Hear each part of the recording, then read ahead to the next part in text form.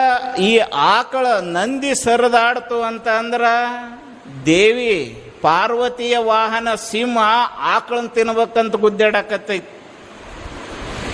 ಇಷ್ಟಷ್ಟ ಅಲ್ಲ, ತೊಡಿ ಮೇಲೆ ಕೂತಿರ್ತಕ್ಕಂಥ ಪಾರ್ವತಿ ಯಾವಾಗ ಎದ್ದು ಹೋಗ್ತಾಳೋ ನಾನು ಯಾವಾಗ ತೊಡಿ ಮ್ಯಾಗ ಕುಂಡ್ರಬೇಕಂತ ಗಂಗೆ ಕಾಯಕತ್ತಾಳ ನನ್ನ ತಲೆ ಮೇಲೆ ಕೂತ್. ಮತ್ತು ಇಷ್ಟೆಲ್ಲ ನೋಡ್ಕೊಂಡು ನಾನು ಸಿಟ್ಟಿಗೆ ಬಂದ್ರೆ ಒದರಾಡಿಂದ್ರೆ ನನ್ನ ಗಂಟ್ಲದಾಗ ವಿಷ ಇಟ್ಕೊಂಡೇನು, ಅದೆಲ್ಲಿ ನಾನು ಒಳಗೆ ಹೋಗಿ ನಾ ಸಾಯ್ತೀನಂತ ನಾನು ವಿಚಾರ ಮಾಡಕತ್ತೀನಿ. ಇಷ್ಟೆಲ್ಲ ಸಂಕಷ್ಟಗಳಿದ್ರೂ ನಾನು ಇಡೀ ಜಗತ್ತಿನ ಆಗುಹೋಗುಗಳನ್ನೆಲ್ಲ ನಾನು ನೋಡ್ಕೊಳಕತ್ತ ಮಗ, ನಾನು ನಿನ್ನ ಮನಿದು ಏನು ದೊಡ್ಡ ಕತೆ ಹೇಳಕ್ಕೆ ಬಂದಿ ಹೋಗಂತ ಅವ ಹೇಳಿದ.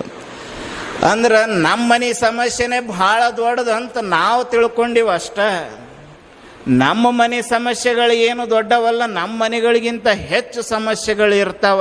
ಅವನು ಯಾವನ್ನೂ ದೊಡ್ಡವನು ಮಾಡ್ಕೊಳ್ಳಾರ್ದಂಗ ಅದನ್ನು ನಾವು ಧೈರ್ಯವಾಗಿ ತೆಗೆದುಕೊಳ್ಬೇಕಾಗ್ತದೆ. ಆ ಧೈರ್ಯವಾಗಿ ತೆಗೆದುಕೊಳ್ಳುವಾಗ